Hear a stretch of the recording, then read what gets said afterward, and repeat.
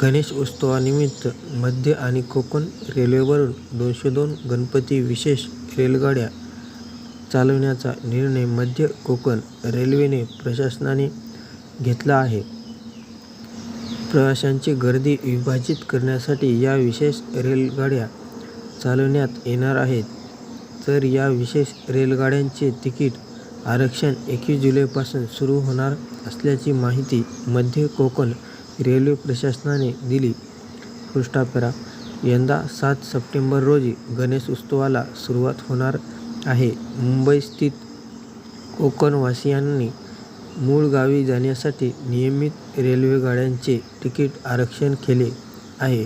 त्यामुळे सप्टेंबर महिन्यात नियमित रेल्वेगाड्यांचे आरक्षण क्षमतेपेक्षा अधिक झाले आहे. तर ज्या प्रवाशांना नियमित रेल्वेगाड्यांचे तिकीट आरक्षण मिळाले नाही त्यासाठी विशेष रेल्वेगाड्या दिलासा ठरणार आहेत. छत्रपती शिवाजी महाराजांच्या वाघनखांना नकली वाघनखे म्हणणाऱ्यांना नकली नेत्यांना असली वाघनखांचे महत्त्व कसे कळणार असे मत मुख्यमंत्री एकनाथ शिंदे यांनी व्यक्त केले. त्याचवेळी उपमुख्यमंत्री देवेंद्र फडणवीस यांनी त्यांची नियत नकल आणि बुद्धीही नकली अशी टोला लावला. शिवशस्त्र शौर्यगाथा या शिवकालीन शस्त्रांच्या प्रदर्शनाचे छत्रपती शिवाजी संग्रहालयाचे उद्घाटन मुख्यमंत्री एकनाथ शिंदे यांच्या हस्ते झाले. यावेळी उपमुख्यमंत्री देवेंद्र फडणवीस, अजित पवार, सांस्कृतिक मंत्री सुधीर मुनगंटीवार, पालकमंत्री शंभूराज देसाई, खासदार उदयनराजे भोसले, आमदार शिवेंद्रसिंहराजे भोसले आदी उपस्थित होते.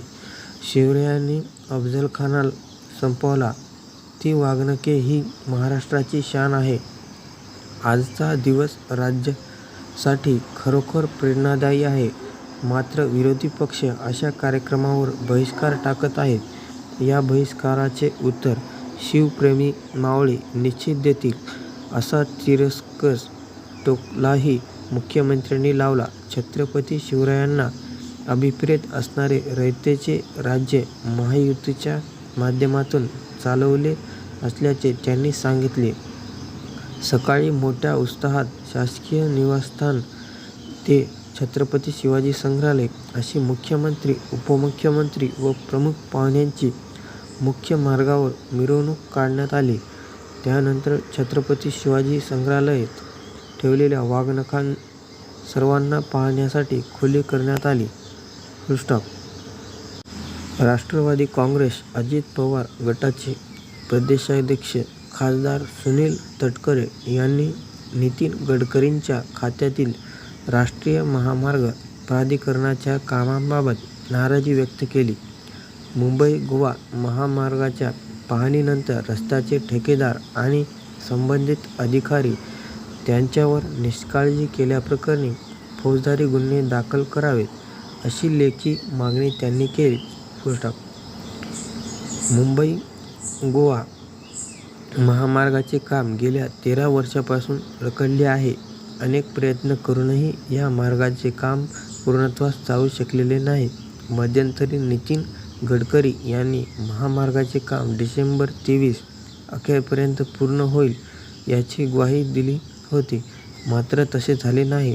राज्याचे सार्वजनिक बांधकाम मंत्री रवींद्र चव्हाण यांनी गेल्या वर्षभरात किमान 12 ते 15 वेळा महामार्गाच्या कामांची पाहणी केली.